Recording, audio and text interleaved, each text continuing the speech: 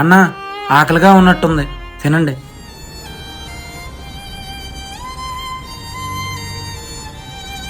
గుండు రమేష్ అంటే నువ్వేగా? జైలుకి ఎందుకు వెళ్ళావన్నా? ఎప్పుడో వయసులో ఉండగా చేసిన తప్పులకి ఇన్నాళ్ళు జైలు శిక్ష అనుభవించా. బయటకు వచ్చినాకే తెలిసింది ఆ పాపాలే నాకు శాపాలుగా మారాయని. నీకు ఇక్కడ ఎవరో పనివ్వరన్నా, వేరే ఊరు వెళ్ళి కష్టపడి పని చేసుకొని బతకొచ్చుగా. వేరే ఊరు వెళ్ళాలంటే డబ్బులు ఉండాలిగా తమ్ముడు. తెలిసిన వాళ్ళు డబ్బులు అడిగా, వాళ్ళు ఇచ్చేస్తే వెళ్ళిపోతా.